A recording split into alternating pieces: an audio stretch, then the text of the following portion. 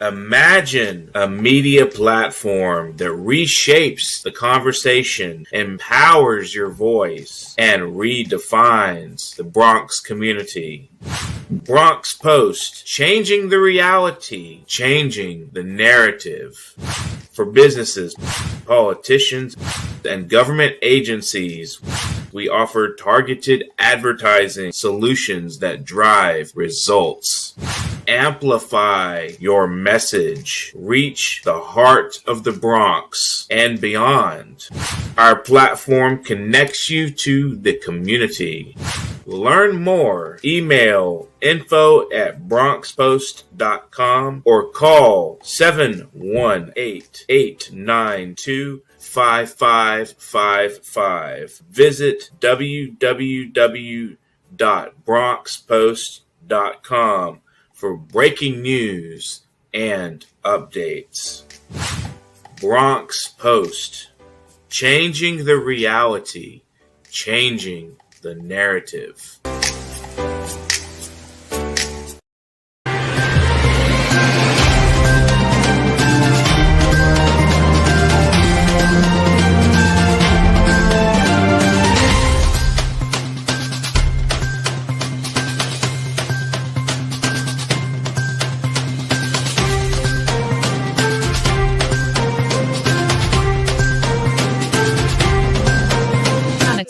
Keep watching The Politics every Friday, 12 p.m. Eastern Time on New York Parrot TV, the voice for humanity.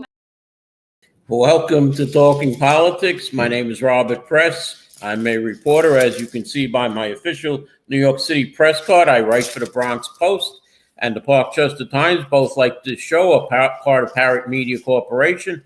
I also contribute to the Co-op City News, have a blog at www.100%.blogspot.com, and Facebook pages 100% and What is Going On in Your Community Board. The views expressed on this show are that of the host, any guest, or anyone who is commenting at the bottom of the screen, and not necessarily that of Parrot Media Corporation. A quick check of the weather for the weekend. Today, the high should go about 80. Saturday, a high of 70 with on and off showers all day if possible. Sunday, 71, clearing, 73 on Monday. Before I get into the world news, which was relatively quiet until last night, at least 4 migrant detainees are unaccounted for after a riot broke out yesterday at the U.S. Immigration and Customs Enforcement Detention Center in Newark, where detainees took control of parts of the facility, according to sources and reports. I wonder if Mayor Ross Baraka was in there at the time or not, but obviously he probably is free by now. The Adams administration has floated a doomsday scenario where probation officers would be called on to don riot gear and back up police during the mushrooming protest against President Donald Trump immigration crackdown. He doesn't want the National Guard involved. Now, as for what happened last night, Israel carried out a major attack on Iran's nuclear program Friday morning Middle Eastern time, or about 11 o'clock New York time, 11 p.m. that is, New York time, killing top Iranian officials as well. The strikes raised fear that a long simmering conflict between the two countries could escalate into a war involving the most powerful militaries in the Middle East. The commander-in-chief of Iran's powerful Islamic Revolutionary Guards Corps, General Hussein Salami, was among the dead reported by the state media.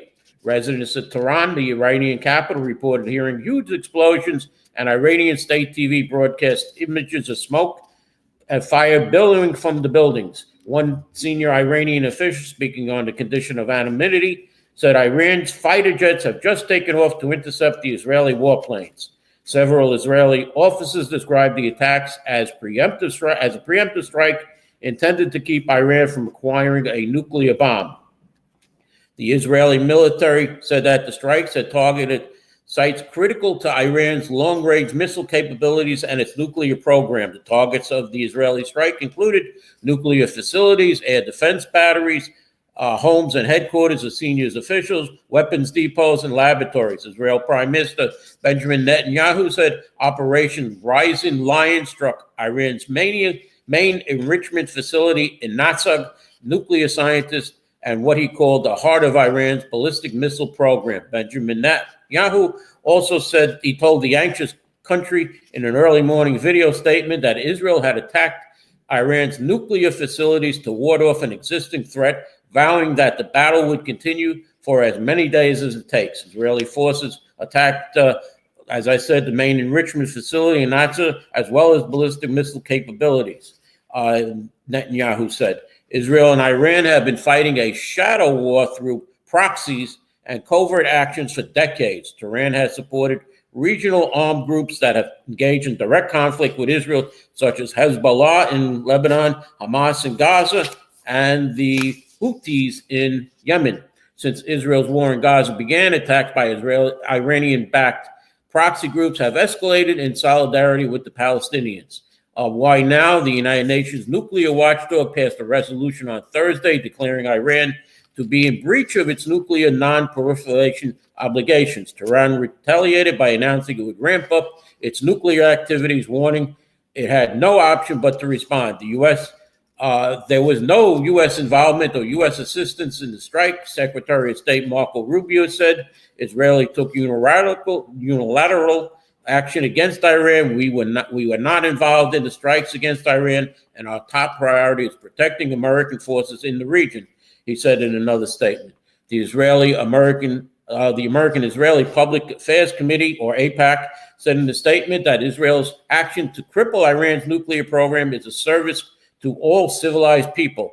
As supporters of Israel wonder how far the Trump administration will go to defend the country from an inevitable Iranian counterattack, the influential group adds, America must stand with our ally at this critical moment as it takes action to protect its families and the world from a nuclear-capable Iran.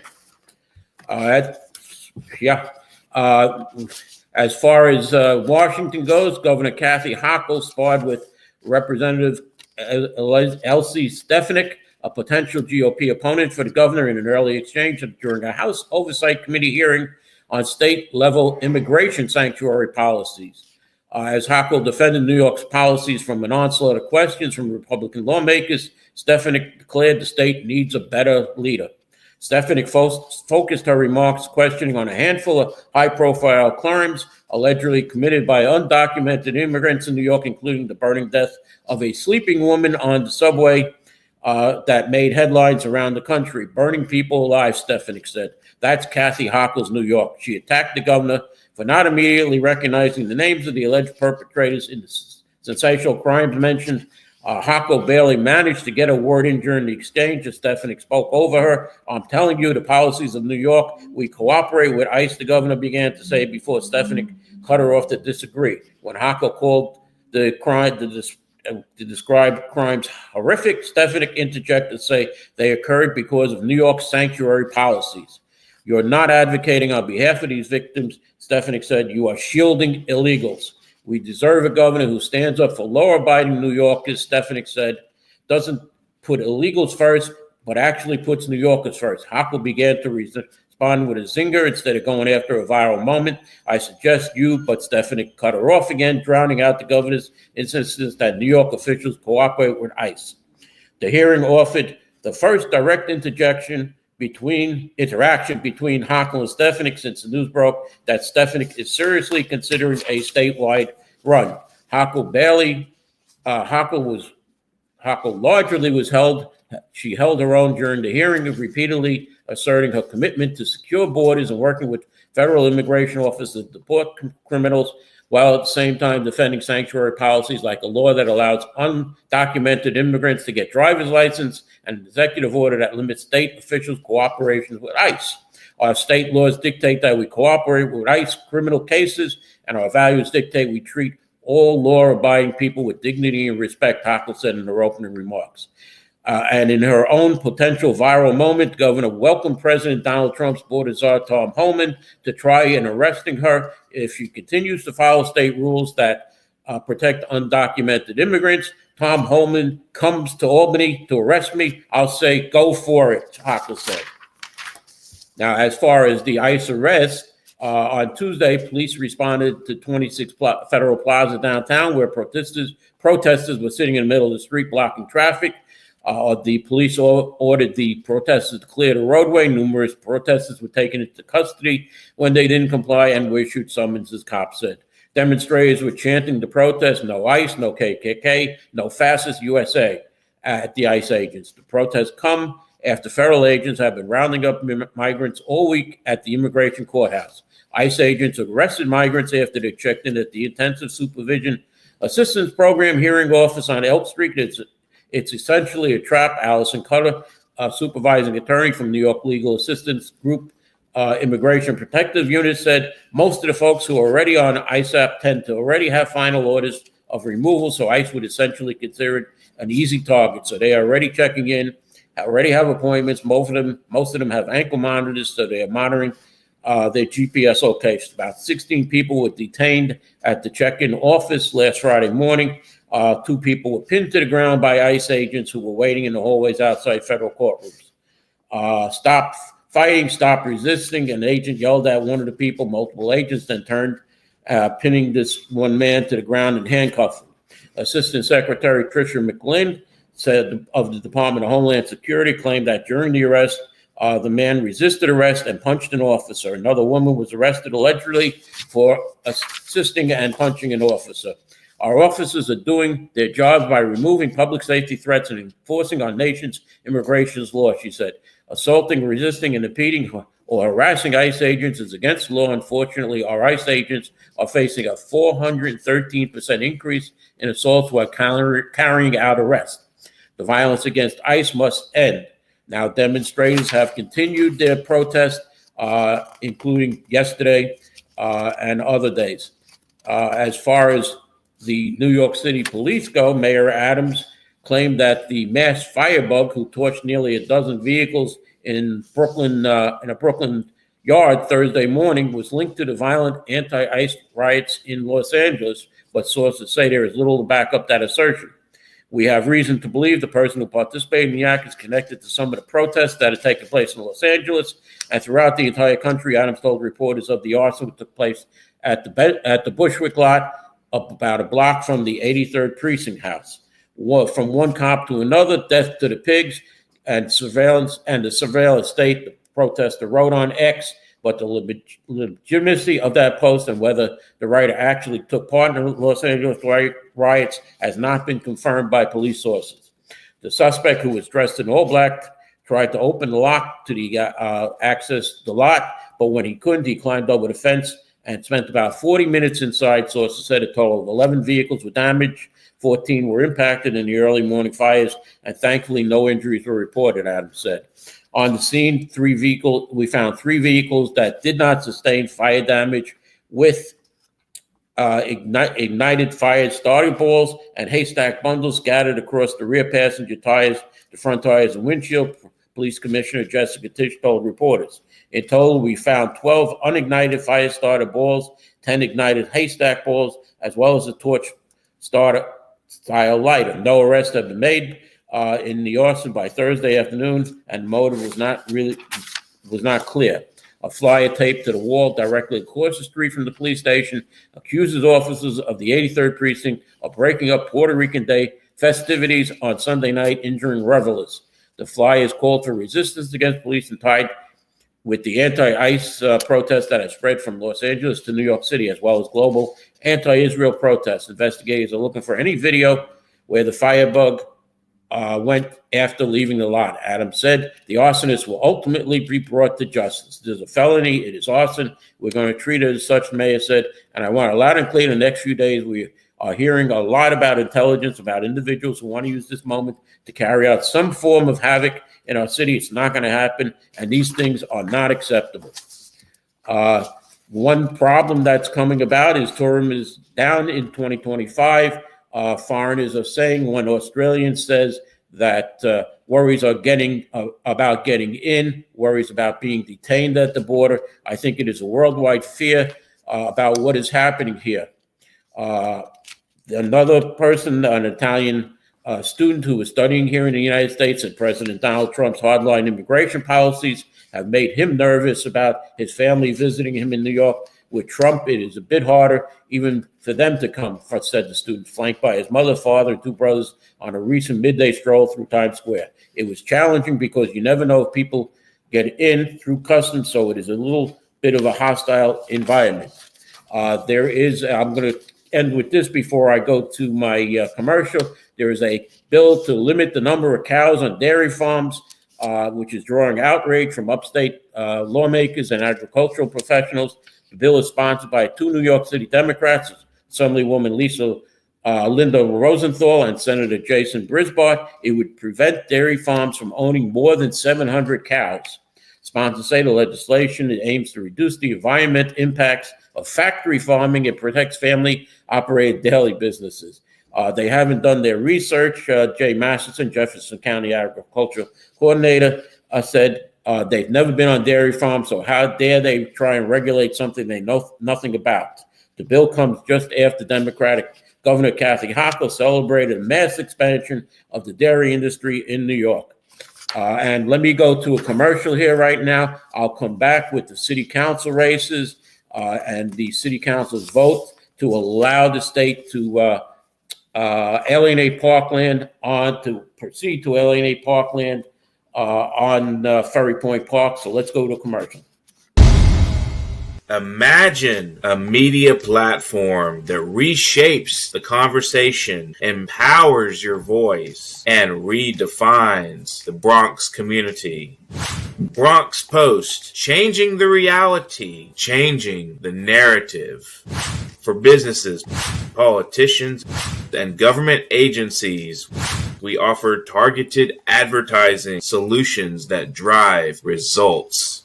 Amplify your message. Reach the heart of the Bronx and beyond. Our platform connects you to the community. Learn more. Email info@bronxpost.com or call 718-892-5555. Visit www.bronxpost.com for breaking news and updates.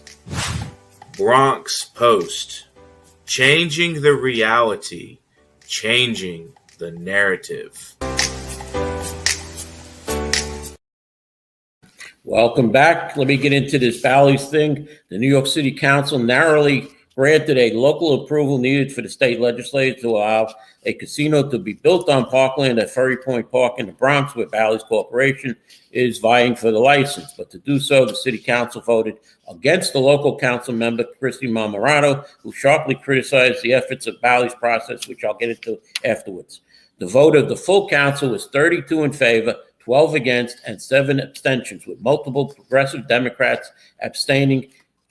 With just 3 full downstate casino licenses available to be awarded this year, competition has been fierce, given the assumption that the two existing downstate casinos have the best shot at 2 of the licenses. The vote of the full council came after New York City Mayor Eric Adams' office stepped in at the last minute to help ease the hurdle of the home rule message needed to pass. The home rule vote typically needs a 2/3 majority to pass in the full council, which would mean 40 people voting for it instead of just 32. Home rule technically, but a mayoral message in support lowers that threshold to a simple majority. The council exceeded that lower threshold by just 6 votes.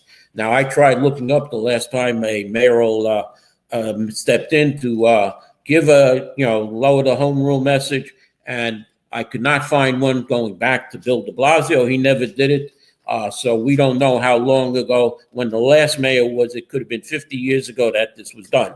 The home rule was instituted in, I think, about 1926.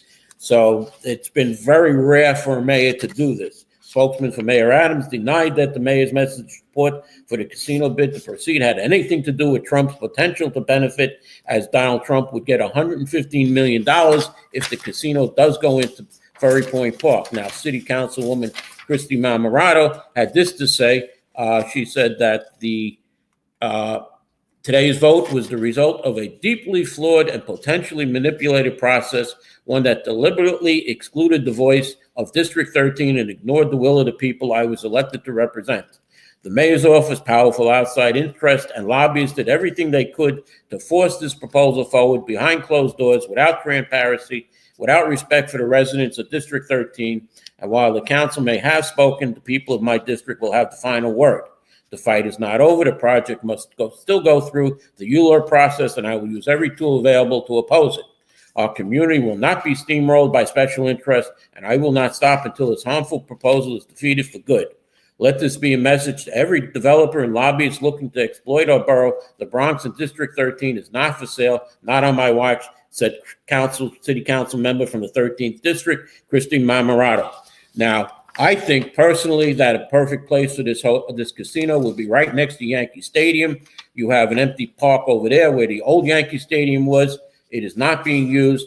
You already have parking lots over there, so you wouldn't have to build any parking lots. You could just build a casino and a hotel, which would benefit the Yankees also, because people would stay, overnight, so they could see, another second Yankee game. And I think that would be a better spot, like they're trying to do in Queens, putting the casino right next to Citi Field, and you have the tennis courts over there, as well as they have affordable housing coming in. Okay, which cannot be done. You're going to take away land in a park for affordable housing. Okay. We have a mayoral candidate who said that, but let's go into the voters' guide. The New York City Campaign Finance Board sent out 3.5 million voter guides that incorrectly stated twice Mayor Eric Adams would be appearing on the Democratic primary ballot next month. Adams is skipping his parties. Yeah, I guess, Kevin, I'm 3 years too late. You're right. Adams is skipping his parties to run in November's election as an independent. The 2025 voter guide was mailed to 3,523,795 voters in the city about May 15th for the June 24th primary. The board said it will fast track additional mailers to all registered Democrats with a corrected list of mayoral candidates. Adams said in April he'd run for re-election as an independent. His campaign later confirmed that. I have a lot of notes about last night's mayoral debate. It appeared between 7 candidates: City Council Speaker Adrian Adams, former Governor Andrew Cuomo, Controller Brad Lander, Assemblyman Zoran Mardami, State Senator Thelma Myrie, former City Controller Scott Stringer, former hedge fund manager Whitney Tilson. They appeared on the debate stage last night at John Jay College in Manhattan, the two front runners, and this is probably most of what happened last night. Cuomo and Mandami took the majority of punches from one another and from other candidates jockeying to boost themselves in the race. Cuomo painted upstart rival Mandami as too experienced lead in contrast to his record as governor. Meanwhile, Mandami attacked Cuomo as ethically compromised and out of reach. All the candidates portrayed themselves as leaders who have the vision and chops to turn around the city in disarray, making their case on major issues from housing affordability to safe streets, schools, and public safety. Now, the one problem that Cuomo was he was asked that he would be 76 years old in his second term, and he kind of pushed that aside because what it appears that if former Governor Cuomo is elected mayor, that he will run for president in 2028. And Assemblyman Mandami said that Cuomo should learn to pronounce his name, Mandani. Stringer said that he has the experience, his vision. When you combine it in the third lane, it's what you have. But again, most of the debate last night was between how Governor Cuomo's past was, why he quit. He was defending what he did, and people's inexperience. Adrian Adams sounded like one of the better candidates, saying that she's already worked with the mayor. She's the Speaker of the Council, working with the budget and everything. So she has the experience.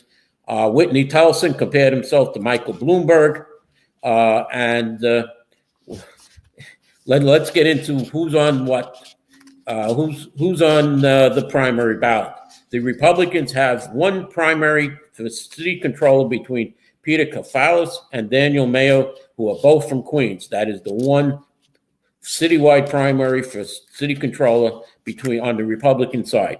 On the Democratic side, there are 11 candidates for mayor in this order. They'll appear on the ballot. Zoran Madami, number 1, Scott Stringer, Selma Bartholomew, Zelnor Myrie, Adrian Adams, Andrew Cuomo, Jessica Ramos, Whitney Towson, Michael Blake, Brad Lander, and Paperboy Love Prince. Those are the 11 Democratic candidates for mayor. On the four of them, Selma Bartholomew, Michael Blake, Paperboy Love Prince, and one other didn't make the. Michael Blake didn't make the. Jessica Ramos didn't make the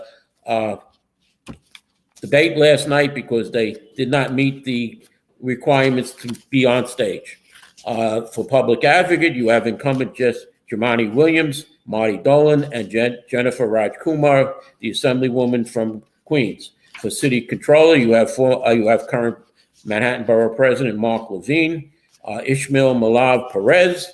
You have City Councilman Justin Brannan and State Senator Kevin Parker. Now, for Bronx Borough President, where it gets interesting, you have Rafael Salamanca, the current City Council land use chair, who is the one who voted to approve the state to go and put the Bally's Casino in Ferry Point Park, and he is facing incumbent Vanessa Gibson. Now, Salamanca has sponsored legislation at the City Council that says if a developer uses any city incentives, tax breaks, or whatever to build, 15% of the units must be set aside for homeless people. That means that the 6,000 Metro North units that are being proposed at the Van Nest and Morris Park Metro North stations would have 900 units of set aside for homeless people if all the 6,000 units would be tax subsidized by the city or get any city incentives. Developers need to build which developers need to build. Salamanca also built up a $244 million slush fund running unopposed twice for district leader, which has now been spent. He is the male district leader of the 85th Assembly District. It was started in 2022 after he declined to run for borough president then, and it appears that recently the money has all been used. There are questions as whether it was used to help further his borough president race. Now, Borough President Gibson is said by Salamanca's people is weak on community boards, but she is going around to community meetings and events touting her successes as borough president. And to me, it looks like Bronx Borough President Gibson will be reelected by a comfortable margin. And let's get on to some of the other races.